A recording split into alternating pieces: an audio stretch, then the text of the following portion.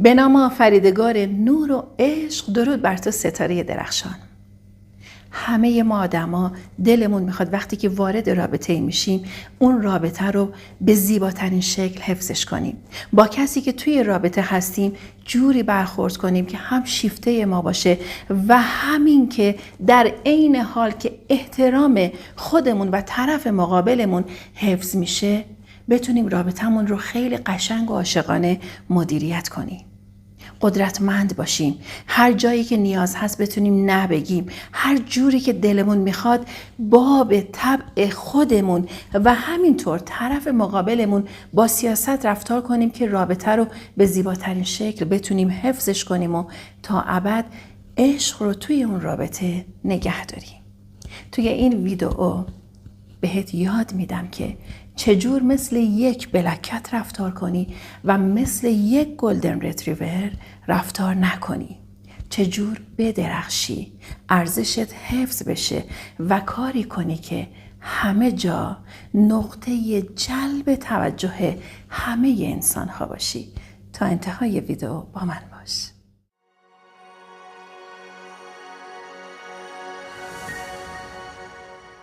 خب همونطور که توی ویدئوهای قبل در رابطه با انرژی‌های زنانه الهی و مردانه الهی صحبت کردم، بخشی از قسمت انرژی زنانه انرژی بلکت بود یا همون گربه سیاه. یک بلکت توی ویدئوهای قبل در موردش صحبت کردم که چجور رفتار میکنه، چجور برخورد میکنه. الان قراره به شما بگم که وقتی که چه رفتاری رو بکنی مثل یک بلکت برای مرد دیده میشی و وقتی که چه رفتاری کنی مثل یک گلدن ریتریور. حالا یک زن چجور میتونه به عنوان یک بلکت رفتار کنه؟ یک بلکت همون جور که گفتم توی رابطش اولین کاری که میکنه اینه که کنترلگر نیست. بلکت طرف مقابلش رو کنترل نمیکنه. مدام نمیخواد چک کنه کجا میره میاد، با کی میره با کی میاد و بخواد اونو زیر ذره بین قرار بده. چرا؟ چون میدونه انقدر ارزش داره که جوری برخورد کنه که طرف مقابلش بهش حتی نخواد خیانت کنه یا بخواد طرف مقابلش رو کنترل کنه یا اصلا هیچ وقت نگران مسائلی مثل خیانت، نادیده گرفتن نمیشه. چرا؟ چون اصلا براش مهم نیست. اصلا براش مهم نیست که اگر طرف مقابلش یه وقت نادیده گرفتش بشینه که مدام گریه کنه، زاری کنه، چرا منو نادیده میگیره، چرا به من توجه نمیکنه. نه، اقتدار خودش رو حفظ میکنه و دنبال این نیستش که بگه تو چرا منو نادیده میگیری، تو چرا به من توجه نمیکنی، تو چرا مدام حواست جاهای دیگه هست ولی به من نیست. وقتی که رفتار بد و رفتار اشتباهی رو از طرف مقابلش، از پارتنرش ببینه، سعی میکنه که اول خیلی محترمانه به طرف مقابلش اعلام کنه که من این رفتار تو رو دوست ندارم، این نوع برخورد و رفتار تو منو خوشحال نمیکنه. و وقتی که ببینه طرف مقابلش توجهی نمیکنه و اهمیتی نمیده، چه کار میکنه؟ اون رابطه رو ترک میکنه. نمیشینی گریه کنه وای رویاهای من خراب شد، رابطه من خراب شد، زندگی من از دست رفت. نه، چون که میدونه ارزشمنده و میدونه لایق یک رابطه خوب و عالی هست، ترجیح میده انرژی خودش رو برای رابطه‌ای که توی اون رابطه دیده نمیشه، بهش بها داده نمیشه، ارزشش و شخصیتش داره زیر سوال میره، هدر نده. یه بلکت سعی میکنه قشنگ مقتدرانه رابطش رو مدیریت کنه. اما گلدن ریتریور چه کار میکنه؟ مدام میخواد پیگیر این باشه که طرف مقابلش داره چه کار میکنه، کجا میره، کجا میاد، وای الان که رفت چی شد. اگر که بخواد نگران بحث خیانت بشه، نکنه به من خیانت کنه، نکنه آدمی بهتر از من ببینه، نکنه آدمی زیباتر از من ببینه، نکنه یه وقت درگیر شخصی بشه و خیلی چیزهای دیگه. چرا؟ چون انرژی زنانش سمی شده. چون محبت و عشق و علاقه بیش از حد میخواد به طرف مقابلش نشون بده و از طرفی مدام نگران از دست دادن طرف مقابلشه. این به کنار، یکی دیگه از کارهایی که گلدن رتریور میکنه، میخواد نقش یک مادر رو بازی کنه. میخواد مدام نگران طرف مقابلش باشه. عزیزم الان داری میری، یه وقت گرمت نشه، یه وقت سردت نشه، لباس خوب پوشیدی، غذا میخوای چی بخوری، یه وقت گرسنه نمونی، جایی که داری میری یه وقت این رفتار رو باهات نکنن و خیلی چیزهای دیگه. نقش یک مادر رو بازی میکنه که مدام دلواپس فرزندشه و یادش میره که روی صندلی ملکه نشسته و باید مقتدرانه در عین حال که مراقب رابطش و مراقب طرف مقابلش هست، اما ارزش خودش رو زیر سوال نبره. یه مثال براتون بزنم. مثل این که شما وقتی که با دوستتون روبرو میشید، بنا به احترام اگر درخواست آب به شما بده، یک لیوان آب بهش میدید، در همین حد. اما یک مادر میاد چه کار میکنه؟ یک مادر میاد نیاز به آب رو میبینه. عزیزم تشنه هستی؟ عزیزم گلوت خشک نشده؟ و غیره. پس سعی کنید اگر توی روابطتون اینجوری هم تا الان برخورد کردید، ذره ذره اقتدار و قدرت خودتون رو حفظ کنید. من بعضی از کامنت هایی رو که میخونم، خیلی از عزیزان چیزی که میگن، رویا من توی رابطم اینجوری برخورد کردم، اینجوری رفتار کردم، طرف مقابلم داره با هم اینجوری رفتار میکنه و ارزش من زیر سوال رفته، یا خیلی چیزهای دیگه. من باید چه کار کنم؟ الان دیگه باید توی رابطم چه کار کنم؟ یا شخصی رابطش رو از دست داده، از پارتنرش جدا شده، من چه کار کنم که بتونم طرفم رو جذب کنم؟ من چه کار کنم که مدام درگیرش نباشم؟ و خیلی چیزهای دیگه.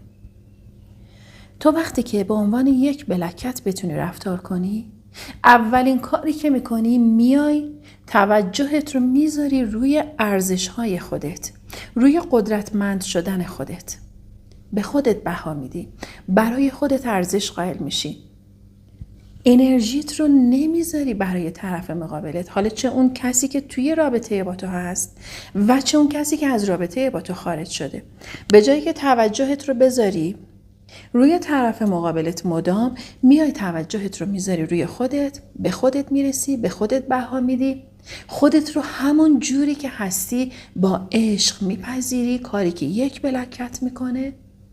و این باعث میشه که طرف مقابلت، چه کسی که از زندگیت رفته و چه کسی که توی رابطه با تو باشه، حواسش بیاد سمت تو.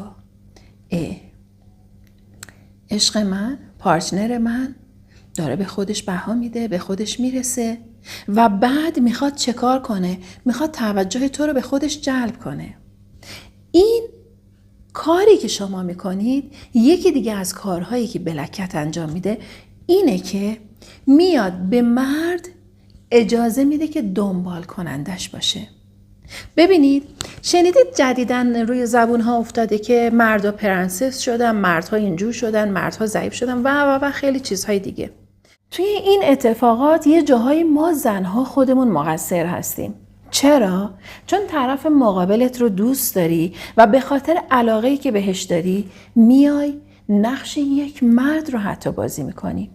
وای عزیزم خسته شدی، وای عزیزم نمیدونم. بله، اینکه برات مهم باشه طرف مقابلت خسته هست، بهش احترام بذاری، شرایط راحتی رو براش به عنوان یک زن فراهم کنی، اصلا جزئی از مسیر روابط عاشقانه بین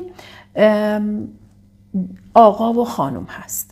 اما اینکه بخوای بیای بار یک سری از مسئولیت‌های مرد رو تو به دوش بکشی، باعث میشه که یک، اون مرد از درون احساس میکنه که داره غرورش خورد میشه.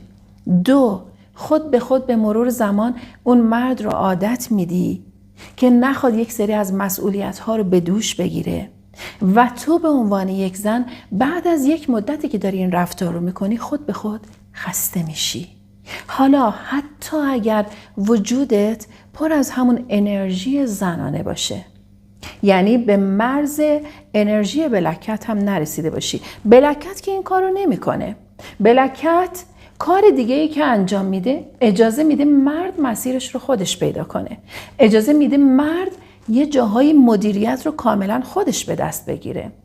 زن وقتی که بلک کت هست نظر میده، مشاوره میده، اما به مرد این فرصت رو میده که احساس مدیریت داشته باشه. بها میده به مرد. و وقتی که مرد این رفتار رو توی رابطش داشته باشه احساس غرور میکنه، احساس عزت نفس و اعتماد به نفس در کنار پارتنرش میکنه. از طرفی پارتنرش رو هم یک شخص قدرتمند میدونه و به همین دلیل ترجیحش بر این میشه که کنار اون یک رابطه عالی عاشقانه رو داشته باشه. چرا؟ چون هیچ مردی دلش نمیخواد یک بلک کت رو از دست بده. چون به اون مرد فضا داده بلک کت، کنترلش نمیکنه، بهش داره بها میده، مدام دنبالش نمیافته که کجا میره کجا میاد، زیر سوال نمیبرتش، شخصیتش رو خورد نمیکنه، برای خودش وقت میذاره، برای خودش ارزش قائله، اون جوری که دلش بخواد به خودش میرسه، به ظاهر خودش میرسه، خودش رو همون جوری که هست دوست داره. چاق باشه، لاغر باشه، قدش کوتاه باشه، بلند باشه، هر جوری که هست میگه من همینم. من آفریده شده دست خالقی هستم که تمام زیبایی ها رو آفریده. منم جزئی از این زیبایی ها هستم و خودم رو همین جوری دوست دارم. یک نکته دیگه، بلک کت وقتی که طرفش یه دفعه بهش میگه که عزیزم من خیلی موی بلوند دوست دارم، برو موهاتو بلوند کن. رنگ پوستت رو دلم میخواد خیلی سفید باشه، یا مثلا از زنهای سفید پوست دوست دارم، خوشم میاد، یا برعکس دلم میخواد که برنز کنی. با عشق و با احترام به طرف مقابلش نگاه میکنه. عزیزم من نظرت برام ارزشمنده، ولی خب من خودم رو با موهای مشکی خیلی دوست دارم، احساس میکنم جذابیت دارم، جذابیت خاص خودم رو با همین موی مشکی من دارم. من رنگ پوستم رو خیلی دوست دارم، عاشق رنگ پوستم هستم. شخصی روی صورتش کک و مک هست، من کک و مک رو پوستم رو هم دوست دارم. این چیزیه که جزئی از وجود منه، جزئی از بدن منه. اما گلدن رتریور چه کار میکنه؟ وای عزیزم چی دوست داری بپوشم؟ دلت میخواد موهامو چه رنگی کنم؟ چه رنگ رژی بزنم؟ دلت میخواد وقتی که توی جمع رفتیم چی تنم باشه؟ کدوم حالا مثلا از اکسسوری یا چیزی میخواد استفاده کنه؟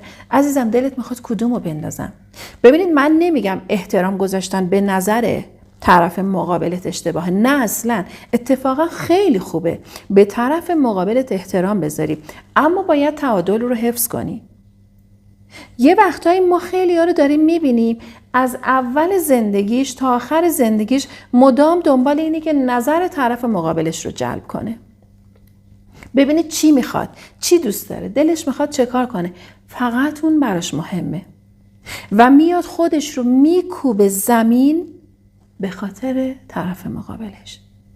این رفتار گلدن رتریوره. میاد مدام به این توجه میکنه که چجور رفتار کنه و چجور برخورد کنه که باب طبع طرف مقابلش باشه و هیچ وقت از درون خوشحال نیست این آدم. چرا؟ چون هنوز اون جوری که دلش خواسته ظاهر خودش رو تغییر نداده، چون همه چیز رو درون خودش به خاطر طرف مقابلش تغییر میده. نه فقط ظاهرا، از خیلی چیزاش داره میگذره. من خودم توی رابطم همیشه سعی میکردم هر جوری که همسرم میخواد همون جوری باشم. گاهی وقتا حتی بدون اینکه به اون بگم و اجازه بدم که حتی اون از من درخواست داشته باشه، خودم می اومدم یک سری کارهایی رو انجام میدادم که میدونستم اون دوست داره. بخوام براتون راحت توضیح بدم، مثلا ببینید میرفتم خیابون، وقتی که برمیگشتم اجازه نمیدادم حتی یه وقت همسرم بخواد نگران شه. عزیزم من رسیدم، عزیزم من تو راهم دارم برمیگردم، عزیزم رفتم فلان خریدو بکنم، عزیزم فلان چیز رو میخوام بخرم، به نظرت چه رنگی بخرم، عزیزم داریم میریم بیرون، من اینو بپوشم، چه جوری بپوشم. ببینید اینکه من احترام میذاشتم به نظر ایشون اصلا برایشون قابل ستایش بود و خب ایشون هم شخصی نبود که بخواد سوء استفاده کنه از این رفتار من و براش ارزشمند بود. اما چه کار کردم؟ ببینید به مرور زمان میای یک نقطه امن برای طرف مقابلت ایجاد میکنی. خواه ناخواه هر چقدر هم که طرف مقابلت بخواد با این مسئله تو خیلی عادی برخورد کنه، اما حتی خودش نمیفهمه یه جایی یک دفعه یک سری رفتارهایی رو از خودش نشون میده که در اصل باعثش خودتو شدی. به چه صورت؟ وقتی که تو هیچ کاری نمی کنی که طرف مقابلت نگران شه، هیچ کاری نمی کنی که حتی طرف مقابلت بترسه که یه روز تو رو از دست بده، هیچ رفتاری نمی کنی که طرف مقابلت احساس کنه که مثلا فلان خواسته و فلان چیزی رو که باب طبعشه و باب میلشه شاید باب میل تو نباشه. یعنی هیچ کدوم از این حسا رو هم حتی براش ایجاد نمی کنی. و وقتی که بیای چنین رفتاری رو بکنی، اون آدم میفته توی یک دایره امنه، خیالش از همه جهت راحت میشه و تو راه رو براش میبندی. مردها دلشون میخواد دنبال کننده باشن، مردها دلشون میخواد یه وقتهایی تو بیرون از گود باشی و اون بخوان تلاش کنن برای اینکه یک کاری رو یا یک رفتاری رو تو انجام بدی. بحث من بحث اذیت کردنت مرد نیست اصلا.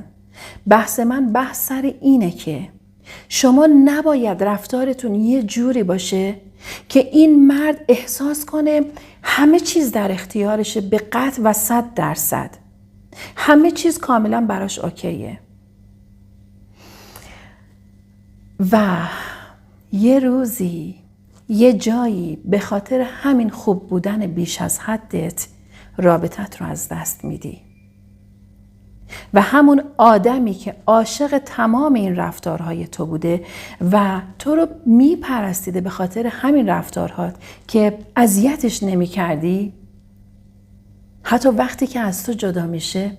من یه اتفاقی که افتاد یک مدت کوتاه بعد از جدایی، وقتی که چند تا از دوستامون فهمیدن، یکی از دوستای عزیزمون خب خیلی اصلا همه شوکه بودن. حالا من قرار شد درباره منو براتون ضبط کنم، هنوز آمادهش نکردم، ولی خب در اسرع وقت اتفاقی که افتاد وقتی که صحبت کرده بودن با ایشون به همسر دوستشون که حالا خود همسر دوستشون دوست خوب من بودن و یک خانم فوق‌العاده خوب، گفته بودن که یک، رویا انقدر محبت کرد که من از این محبت خسته شدم.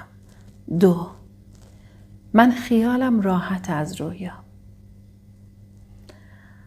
و ایشون وقتی که اینو فهمیده بودن خیلی ناراحت بودن. من تلفنی که داشتم باشون حرف می زدم حال خودم هم اصلا خوب نبود. گفت رویا چرا این کارو کردی؟ تو جوری رفتار کردی که این آدم انقدر خیالش راحت شده از داشتن تو که حتی احساس کنه اگر بره وقتی بخواد برگرده برای همیشه تو رو داره. چرا این کارو کردی؟ این رفتار یک گلدن ریتریوره. نه اینکه زن هدف داشته باشه بخواد با این رفتار مرد رو اذیت کنه، نه، خود مرد ذاتاً همینه. مرد هم دلش میخواد همیشه زن در دسترس نباشه، اصلا دلش میخواد دنبال کننده باشه. ذات مرد شکارچیه، گفتم قبلا، و این اشتباه یک زنه. اما همون رویایی که یک روز اینجوری بود، بعد از تمام دردهایی که کشید کاملا یه آدم دیگه شد. همون آدمی که مثل یک بلکت رفتار میکنه. همون آدمی که فهمید کجای رابطه‌اش اشتباه کرد، کجا رو باید درست میکرد و خیلی چیزهای دیگه. و نگاهش به دنیا و به زندگیش عوض شد. همون آدمی که یک روزی که مدام اشک میریخت، روزهایی که درد کشید، زجه زد برای اتفاقی که واسه رابطه‌اش افتاده بود، الان بارها و بارها خدا رو شکر میکنه از این اتفاق. چرا؟ چون قدرتش رو به دست آورد. چون از این اتفاق به نفع خودش استفاده کرد. خودش خواهان این اتفاق نبود. اما وقتی که این اتفاق براش افتاد، اومد از دایره امنش خودش رو کشید بیرون، تراشید، کوبید زمین و یک رویای دیگه ساخت. و شد یک آدم دیگه که بفهمه تو زندگیش چجوری باید رفتار کنه. نه اینکه راضی باشم از اتفاقی که برای زندگی من افتاد، نه. اما یک چیز رو فهمیدم. این اتفاق افتاد که من عوض شم. من خودم رو پیدا کنم. من در مسیر معنویت قرار بگیرم. من رشد کنم. من با مباحث خودشناسی و هر چیزی آشنا بشم و توی این مسیر قدم بردارم. و هر روز که از خواب بیدار میشم جوری با عشق بیدار شم از خواب که میدونم امروز برنامه دارم برای زندگیم. امروز قرار یک چیز جدید یاد بگیرم. امروز قرار یک اتفاق قشنگ برای خودم رقم بزنم. عاشق تنهایی خودمم. عاشق خودم شدم با تمام وجود. و یک بلکت باید همین باشه. یک بلکت وقتی که ترک میشه نمیشینه مدام زجه بزنه، سوگواریش رو انجام میده. میخوای اشک بریزی، اشکت رو بریز، چون باید این درد از وجودت رد شه بره. اما سرش رو میاره بالا، مقتدر میشه، قدرتش رو به دست میاره و هر چیزی که بود اگر اینجا بود میرسه به اینجا و هر روز تلاش میکنه که یک پله بالاتر بره. این کاریه که یک بلکت باید انجام بده. یک بلکت حتی وقتی که طرف مقابلش ازش فاصله میگیره اجازه میده این فاصله حفظ بشه. وقتی که طرف مقابلش میخواد برای خودش وقت بذاره آزادیش رو نمیگیره. عشق بی قید و شرط همینه. عشق بی قید و شرط یعنی که تو نه آزادی طرف مقابلت رو میگیری و نه از خودت میگیری. برای رؤیاهای خودت وقت میذاری، برای هدفهای خودت وقت میذاری، در مقابل به طرف مقابلت همین اجازه رو میدی که برای هدفهاش وقت بذاره و آزادیش رو ازش نمیگیری. این قدرت یک بلکته. ارزش خودش رو زیر سوال نمیبره. نمیذاره انرژیش هدر بره برای اینکه بخواد طرف مقابلش رو مدام چک کنه، بخواد نق بزنه، بخواد دنبالش کنه، مثل یه مادر رفتار کنه، همه حال خوبش رو در گروه طرف مقابلش بدونه. این کارا رو نمیکنه. یک بلکت وقتی که رابطه‌اش رو از دست میده با این مسئله کنار میاد، میپذیره، یک مدت اجازه میده این درد از وجودش رد شه و بعد خودش رو از نو میسازه و خیلی قدرتمندتر از قبل خودش رو نشون میده. یک بلکت برنامه خودش رو داره. انرژی مردانه درونش رو متعادل میکنه.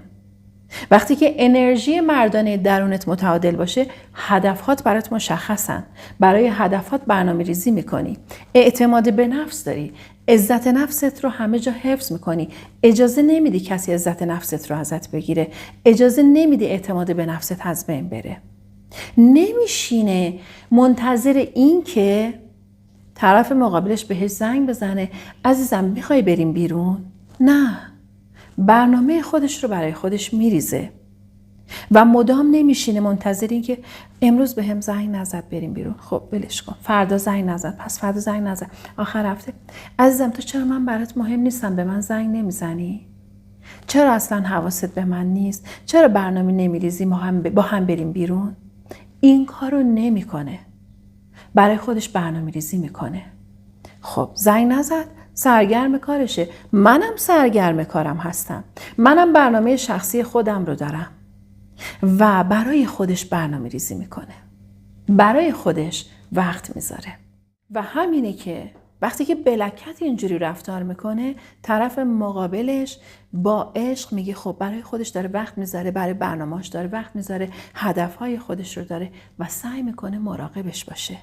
چرا؟ چون میبینه بلکت انرژیش رو داره میذاره روی خودش، روی رشد خودش، روی هدفهای خودش، روی رویاهای خودش و مرد توجهش میاد سمت این زن.